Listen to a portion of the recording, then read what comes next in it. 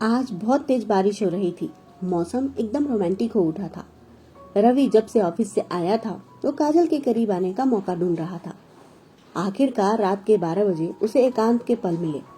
काजल भी उसके करीब आने को तड़प रही थी, लेकिन रवि रोमांटिक होते हुए काजल के तपते होठों के करीब आया ही था कि तभी सास दामिनी जी अपना तकिया लेकर उसके कमरे में दंदनाते हुए घुस गई और कहने लगी, बेटा, मुझे बड़ा बुरा सपना आ रहा है।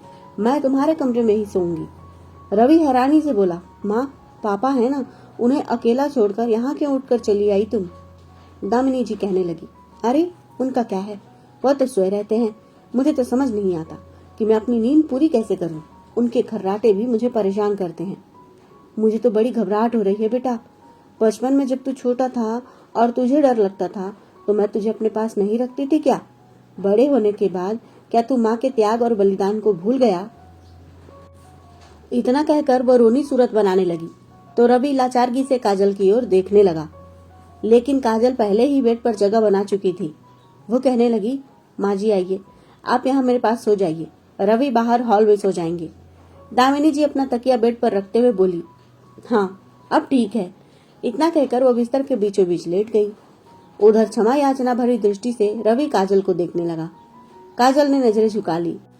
रवि चुपचाप अपना तकिया उठाकर बाहर हॉल के सोफे की ओर जाने लगा। काजल अपनी सास से बोली, माँ जी, मैं थोड़ा पानी लेकर आती हूँ। वो कमरे से बाहर निकली तो रवि ने उसका हाथ पकड़कर उसे अपने करीब खींच लिया और कान पकड़कर फुसफुसाते हुए बोला, सॉरी यार, मैं तुम्हें जरा भी समय नहीं दे पाता हूँ। काजल गहरी सांस छोड़ते हुए बोली, अब जाने दो, आराम करो, कल सुबह तुम्हें ऑफिस भी जाना है। इतना कहकर वह हाथ छुड़ाकर रसोई की ओर चल पड़ी। रवि बड़ा परेशान हो गया था। उसकी माँ आए दिन कोई न कोई बहाना बनाकर उसके कमरे में ही चली आती थी। जब वह दोनों एक साथ कमरे में होते थे तो कोई न कोई बहाना बनाकर उन दोनों को एक साथ समय नहीं बिताने देती थी।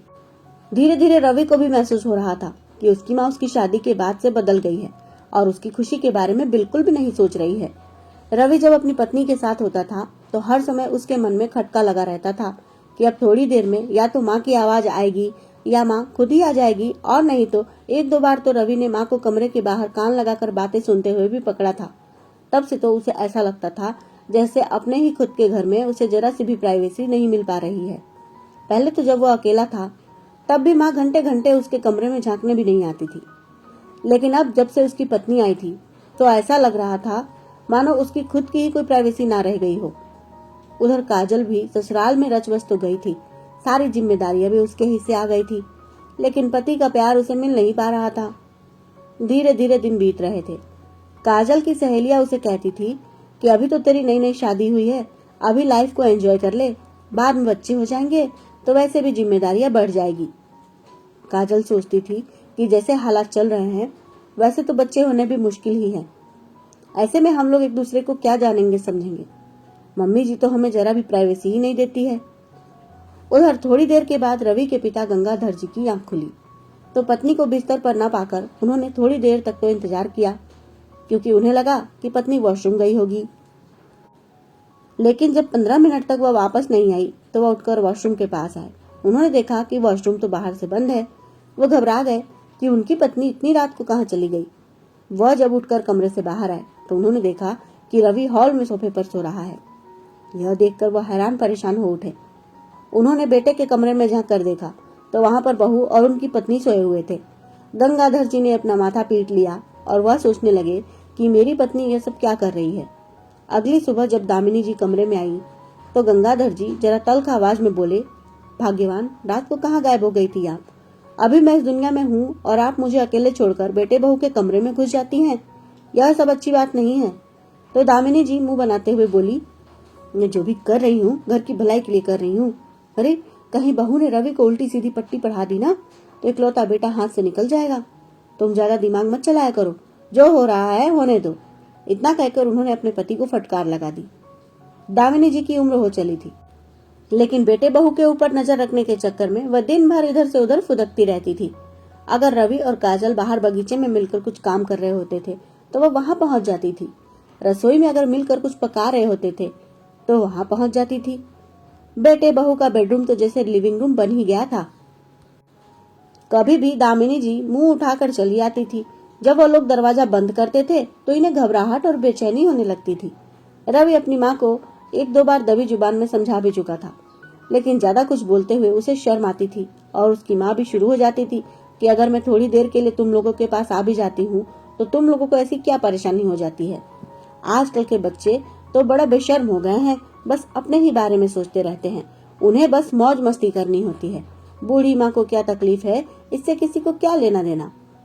रवि अब खामोश रहने लगा था। काजल की आंखें भी बुझी बुझी सी रहती थी। वह दोनों जब भी एक दूसरे के साथ थोड़ा सा भी क्वालिटी टाइम बिताने की कोशिश करते थे तो बीच में दामिनी जी आ ही जाती थी, लेकिन दामिनी जी की आदत उन्हें बहुत भारी पड़ने वाली थी। गंगाधर जी भी पत्नी को बहुत समझाते थे कि वह बेटे बहू के बीच में ज्यादा ना आए, लेकिन वह किसी की सुनती कहाँ थी। ऐसे ही एक दिन दोपहर के खाने के बाद दामिनी जी कमरे में लेटी तो उनकी आंख लग गई। माँ को सोते हुए देखकर रवि काजल को खींचकर कमरे में ले गया और उसे अपनी बाहों में लपेटकर थोड़े प्यार भरे पल बिताने लगा। काजल को गुदगुदी हुई तो थोड़ा जोर से उसकी हंसी निकल गई। इधर दामिनी जी की आंख खुल गई। उन्हें नींद तो आ रही थी, लेकिन उनके मन में बेचैनी घर कर गई कि बेटा बहू क्या कर रहे होंगे। वह जबरदस्ती खुद के शरीर को घसीटते हुए कमरे से बाहर निकलने लगी। हड़बड़ी में उनकी साड़ी में ही उनका पैर उलझ गया और फर्श पर पैर फिसल गया, जिसके कारण वह धम्म की आवाज के साथ फर्श पर गिर पड़ी। गिरते ही जोर से उनकी चीख निकल गई। रवि और काजल भागते हुए कमरे से बाहर आए। माँ को गिरे हुए देखकर रवि हक्का बक्का सा रह गया। तभी गंगाधर जी, जो कि लाइब्रेरी से आए थे, उन्होंने भी पत्नी को फर्श पर पड़े हुए देखा तो भागते हुए अपने हाथ की किताब उन्होंने डाइनिंग टेबल पर रख दी। दामिनी जी दर्द से बिलखते हुए बोली, अरे कोई मुझे उठाओ, डॉक्टर को बुलाओ, बहुत दर्द हो रहा है भाई। जब रवि ने उन्हें सहारा देकर उठाने की कोशिश की तो वह बिल्कुल भी उठ नहीं पा रही थी। वह जोर जोर से चिल्लाने लगी, हाय राम, मैं मर गई, मेरा पैर टूट गया, अब क्या होगा। रवि माँ को इस हालत में देखकर काफी घबरा गया था। उधर गंगाधर जी ने तुरंत ही एम्बुलेंस को कॉल कर दिया था। आनन फानन में वह लोग उन्हें लेकर अस्पताल पहुंचे। डॉक्टर ने चेकअप करने के बाद बताया कि उनके कूल्हे की हड्डी टूट गई है और उनका ऑपरेशन करना पड़ेगा। दामिनी जी हैरान परेशान हो उठी। खैर, शाम तक उनका ऑपरेशन हो गया था। डॉक्टर ने उन्हें 2 महीने तक बेड रेस्ट करने के लिए कहा था। दामिनी जी अब बिस्तर से जा लगी थी। रवि और काजल पूरे मन से उनकी सेवा करते थे। अब वह बिस्तर पर पड़ी पड़ी चाहे जितना भी छटपटा लेती थी, लेकिन बेटे बहू पर नजर रखने के लिए वह उनके आगे पीछे नहीं घूम पा रही थी। हर वक्त उनके मन में खलबली सी मची रहती थी कि पता नहीं बेटा बहू अपने कमरे में क्या कर रहे होंगे, लेकिन वह बच्चों के पीछे कुछ ज्यादा ही पड़ गई थी तो यह तो होना ही था। बिस्तर पर पड़े पड़े वह और भी ज्यादा चिड़चिड़ी हो रही थी। हालांकि उनके पति गंगाधर जी हर समय उनके साथ मौजूद रहते थे। आजकल उन्होंने लाइब्रेरी जाना भी छोड़ दिया था। ऊपर से बहू भी दिन में काम निपटाते हुए बार बार उनके पास आकर उनकी जरूरतें पूरी कर रही थी। रवि भी ऑफिस से आने के बाद उनके पास जाकर बैठता था, लेकिन रात में जब वह सोने चला जाता था तो दामिनी जी का मन जाने कैसा कैसा होने लगता था। जिंदगी में सब कुछ होते हुए भी उनके मन में सुकून नहीं था, क्योंकि वह अपने बेटे को एक आजाद जीवन जीते हुए नहीं देख सकती थी। ऐसा नहीं होना चाहिए ना दोस्तों। दामिनी जी ने अपना जीवन अच्छे से जिया। अपने सास ससुर की सेवा करना छोड़कर वो अपने पति के साथ अलग रहती थी। सास ससुर को उन्होंने जेठ जेठानी के भरोसे छोड़ दिया था और जब अपना समय आया तो वह दिन रात सीसीटीवी की तरह अपने बच्चों पर नजर रख रही थी। ये कहाँ तक उचित है। गंगाधर जी मन ही मन सब समझ रहे थे, लेकिन अभी पत्नी ऐसे हालत में थी तो कुछ बोल नहीं पा रहे थे। 2 महीने के बाद जब डॉक्टर ने उन्हें धीरे धीरे चलने के लिए कहा तो फिर से उनकी पुरानी आदतें शुरू हो गई। वह कभी भी बेटे बहू की प्राइवेसी खराब करने के लिए धीरे धीरे चलते हुए उनके कमरे तक पहुंच जाती थी। इतनी चोट लगने के बाद भी उनमें कोई सुधार नहीं आया था। इसी चक्कर में एक दिन फिर से उनका संतुलन बिगड़ गया और वह फिर से गिर पड़ी। पिछली बार तो सब कुछ संभल गया था, लेकिन इस बार स्थिति कुछ ज्यादा ही बिगड़ गई थी।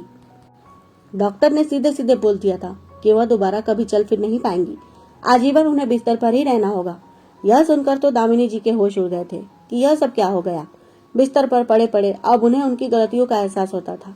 हालांकि कुछ दिनों के बाद बेटे ने उन्हें व्हील चेयर लाकर दे दिया था, लेकिन वह अपनी गलती की ऐसी सजा भुगत रही थी कि अब उन्हें बेटे बहू की प्राइवेसी जानबूझकर खराब करने की हिम्मत नहीं हो पाती थी, क्योंकि वह इतना कुछ भुगतने के बाद अब जाकर समझ चुकी थी कि जो भी वह कर रही थी वह शायद गलत था। दोस्तों, जीवन चक्र अनेक अनुभवों से होकर गुजरता है। अगर कोई गलत रास्ते पर चल रहा हो और उसे कोई व्यक्ति समझाए तो उसकी बात को समझने की कोशिश करनी चाहिए, क्योंकि अपने अनुभव से ठोकर खाकर सीखने में बहुत लंबा वक्त लगता है और कभी कभार जब खुद से कोई बात समझ में आती है तब तक बहुत देर हो गई होती है। अब यहाँ पर दामिनी जी को उनके पति बहुत बार समझाते थे कि इस तरह बच्चों के पीछे पड़े रहना उचित नहीं है। लेकिन तब उन्हें वह बात समझ में नहीं आती थी, मगर आज अपने चलने की क्षमता खोकर उन्हें यह बात समझ में आ रही थी। लेकिन अब इस बात का फायदा क्या था, जबकि उनके साथ इतनी बड़ी दुर्घटना हो गई थी। तो दोस्तों, जिंदगी का यही सार है कि खुद भी जीवन जिया जाए और अपने साथ रह रहे लोगों को भी उनके हिसाब से उनका जीवन जीने दिया जाए। शायद तभी एक इंसान प्रगति की राह पर आगे बढ़ सकता है और एक सुकून भरी जिंदगी जी सकता है। यदि इंसान किसी के जीवन में बाधा उत्पन्न करने की कोशिश करेगा तो उसका प्रभाव उस पर भी जरूर पड़ेगा। आपके क्या विचार हैं? कमेंट करके जरूर बताइएगा। और नई कहानियों के लिए कथा संचय चैनल को सब्सक्राइब भी जरूर कर लीजिएगा। धन्यवाद।